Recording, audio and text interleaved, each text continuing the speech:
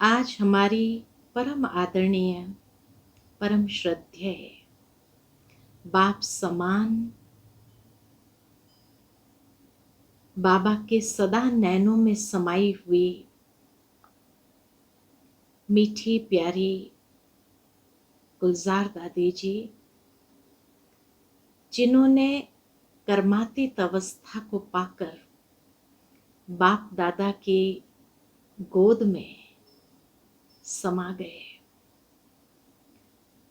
आज जब अपने जीवन में पीछे मुड़कर उन स्मृतियों को संजोती हूँ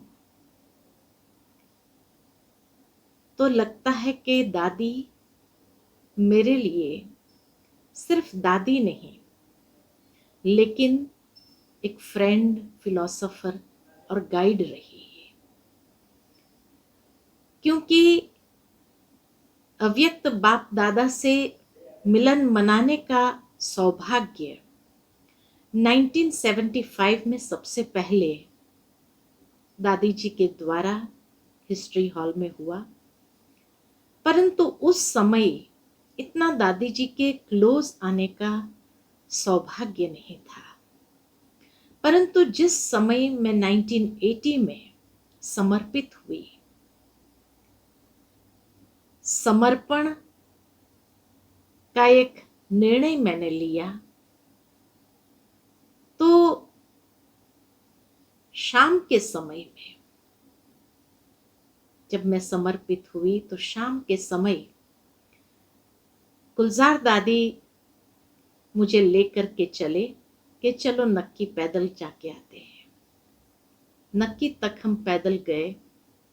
रास्ते में एक फ्रेंड की तरह दादी ने मुझसे पूछा कि ये समर्पण का निर्णय तुमने किसके कहने पर लिया है? मैंने कहा, नहीं दादी, ये मेरा अपना फैसला है। बहुत प्यार से उन्होंने मुझे समझाया, एक फ्रेंड की तरह, कि जीवन का समर्पण कर रही हो, पूरे जीवन का सवाल है, किसी बहाव में आकर के समर्पण नहीं करना, लेकिन विवेक से, निश्चय के आधार से ये फैसला करना, तो आगे की जर्नी तुम्हारे लिए सहज हो जाएगी।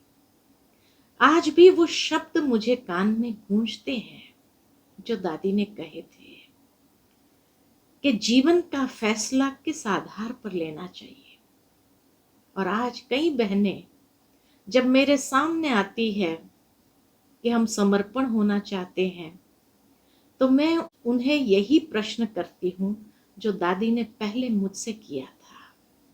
बहुत अच्छी गाइडेंस मिली और सचमुच उस समय मैं उस बात को समझी नहीं थी, लेकिन आज समझ में आता है कि जब मैंने अपने दृढ़ निश्चय के आधार पर यह फैसला किया, तो नेचुरल है कि जितनी भी बातें, परीक्षाएं, तूफान जीवन में आते हैं, उसके लिए हम स्वयं तैयार हो जाते हैं और हर पेपर को पास करने की स्वयं की एक हिम्मत और शक्ति बनी रहती है।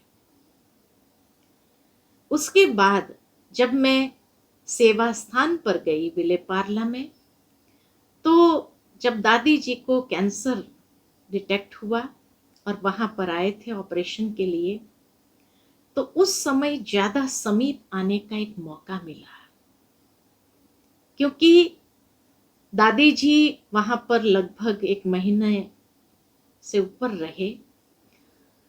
और उस समय मुरली सुना करके जैसे मैं आती थी, मुझे जिम्मेवारी मिली थी सेंटर पर कि दादी जी को किसी भी प्रकार का इन्फेक्शन नहीं लगना चाहिए, इसीलिए कोई भी सर्वेंट्स को यहाँ नहीं आने देना और तुम ही सब सफाई करना, चाहे कमरों की सफाई, हॉल की सफाई, पूरे फ्लैट की सफाई और वहां तक के बाथरूम और सब ध्यान देना।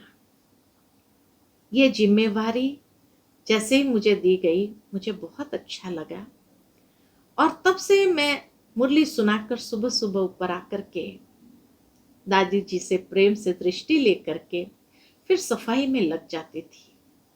दादी वहीं होती थी, मुझे देखती रहती थी और कभी कभी कहती थी अभी तो मुरली सुना के आई टीचर बनकर और अभी सफाई कर रही है। सफाई करने के बाद दादी विशेष प्यार करती थी और इतना ही नहीं, टोली खिलाती थी और साथ में बहुत अच्छी बात कही कि जीवन में ये बैलेंस हमेशा रखना, निर्माणता और जो सेवा मिले उस सेवा को प्यार से करने का। दादी कई बार नीलू बहन को भी बोलती थी, देखो ये अभी तो टीचर बनकर मुरली सुना के आई, लेकिन ये अहम नहीं है और निर्माणता से इतना झाड़ू पोछा सफाई भी करती है। ये बैलेंस को देख करके दादी की विशेष ब्लेसिंग्स मुझे प्राप्त होती रही प्रतिदिन। दादी खूब प्यार भरी ब्लेसिंग्स, और शायद मैं समझती हूँ आज जीवन में आगे बढ़ने का ये दादी की ब्लेसिंग्स ही सूक्ष्म में मुझे आगे बढ़ा रही है। उसके बाद भी कई ऐसे मौके मिले जहां दादी हमेशा कोई भी बात देखती थी तो शिक्षा के साथ साथ बातें समझाती थी।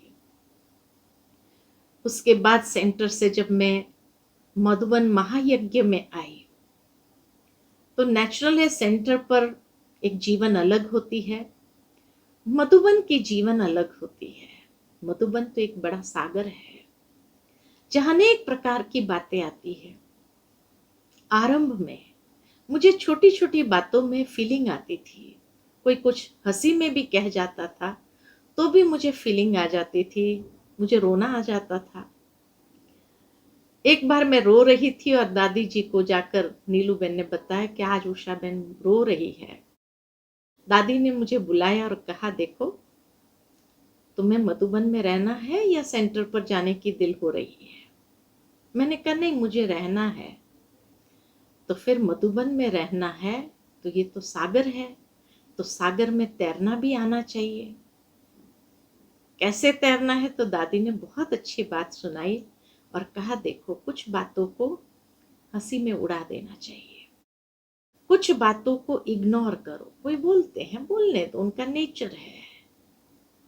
जब तुम इस तरह से चलेंगी ना तो मधुबन के बेहद सागर में तैरना आ जाएगा। नहीं तो फिर यहाँ रोज रोना पड़ेगा, छोटी बड़ी बातें तो होती रहेगी, फिर तो सेंटर पर चली जाओ। मैंने कहा नहीं दादी, अभी आज के बाद मैं कभी नहीं रोऊंगी। और मैंने प्रॉमिस किया था दादी को भी कभी कोई छोटी मोटी बात को लेकर के मैं रोऊंगी नहीं। और सचमुच उस बात ने मुझे इतनी अंदर से हिम्मत दी, मधुबन के बेहद सागर में कैसे रहना चाहिए, तैरना चाहिए, ये सिखाया। ऐसे कई बातें जीवन के अंदर, कोई भी बात होती थी तो बस दादी के पास जाते थे, दिल खोल करके सहजता से बात कर सकते थे और दादी जी बहुत प्यार से उस बात का समाधान दे देती थी। सिंपल बाबा की शिक्षाएं इतने सटीक दे देती थी जो बात गले उतर जाती थी। उसके बाद जैसे ही दादी शांतिवन में आई तो नेचुरल है कि शांतिवन बेहद होने लगा और बड़ा यज्ञ हो गया। कई बार दादी के ऊपर देश विदेश से भाई बहनें ईमेल्स भेजते थे और विदेश के भाई बहनें जब ईमेल्स भेजते थे तो इंग्लिश में होते थे। मधुबन बेहद यज्ञ में जब दादी पर कोई ईमेल आता था तो शीलू बहन होती थी जो ट्रांसलेट करके सुना देती थी। लेकिन जब शांतिवन में आए तो दादी हमेशा कोई भी ऐसा ईमेल पढ़ती थी और कुछ बातें समझ में नहीं आती थी, वैसे तो दादी कैच कर लेती थी, परंतु कुछ बातें जब समझ में नहीं आती थी तो खास फोन करके बुलाते थे कि जरा इधर आना।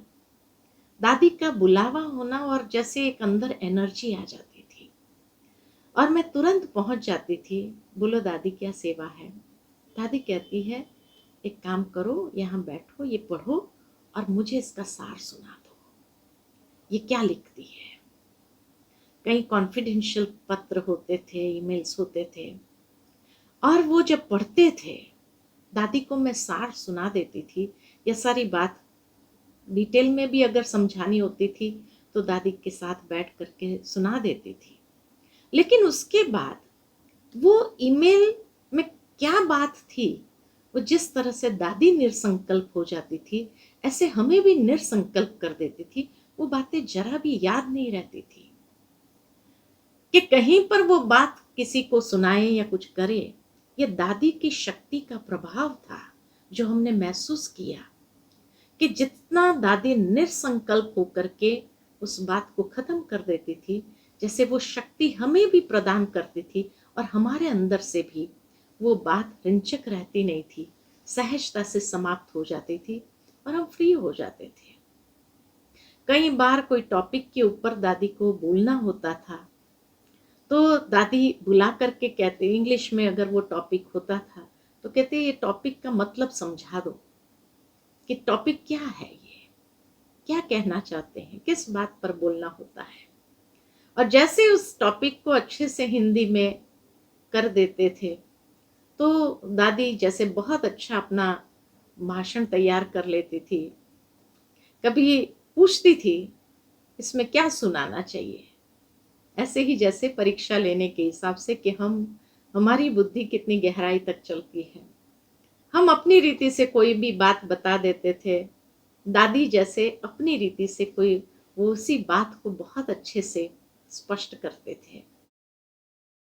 उसके बाद कई बार महसूस किया जीवन में कि कभी कभी दादी के पास जाते थे, शाम के समय में दादी बैठ के योग करते थे, वहां जाकर बैठ करके हम भी योग करते थे। बहुत जैसे मन एकदम शांत हो जाता था, कोई भी बात हमारे मन में जैसे उत्पन्न नहीं होती, इतना पावरफुल वाइब्रेशन दादी के कॉटेज का रहता था। तो वहां जाकर योग करना। कभी जैसे दादी लाइट मूड में होती थी, तारा बहन होती थी, तारा बहन दादी को कभी कभी कुछ कहानियां सुनाती थी, छोटी बहुत मोटी कहानियां आती थी न्यूज़पेपर में तो सुनाती थी, या कोई जोक्स होता था तो सुनाती थी। फिर हमें भी दादी पूछती थी, अच्छा तुम कहानी सुनाओ, तुम भी कहानी सुनाती है ना। और कोई भी ऐसी छोटी कहानी होती थी ज्ञान युक्त, दादी को सुनाते थे। मैंने बहुत अच्छे से दादी को लाइट मूड में भी देखा, गंभीर मूरत में भी देखा, तो किस तरह से शिक्षा सावधानी देते हुए एकदम बहुत शुभ भावना शुभ कामना का स्वरूप भी देखा। हर रीति से दादी का वो स्वरूप देखा। बहुत सुंदर यादें दादी के साथ की है। जितने याद करते जाते हैं ऐसा लगता है कि दादी नजरों के सामने आ जाती है, कितना प्यार करती है, ऐसा प्यार का हाथ घुमाती है। एक बार रक्षाबंधन के समय में दादी के पास गई थी, दादी ने जैसे ही देखा बिठाया अपने पास में, नीलू बेन ने कहा अच्छा दादी इसको प्यार करो। इतना प्यार किया दादी ने, हाथ घुमाया, सर पर हाथ रखा, वरदान दिया। इतनी मीठी स्मृतियां वो है जो लगता है कि कितनी बातें दादी की सुनाए। समय आते ही और भी बातें सुनाएंगे। तो ये बातें दादी की हमारे दिल पर एक अविनाशी छाप छोड़ गई। बहुत कुछ सीखा दादी से और जीवन में एक श्रेष्ठ दिशा की ओर ले जाने की ये बातें हमेशा स्मृति में रहेगी, एक अमूल्य गिफ्ट की तरह हमारे पास रहेगी। ओम शांति।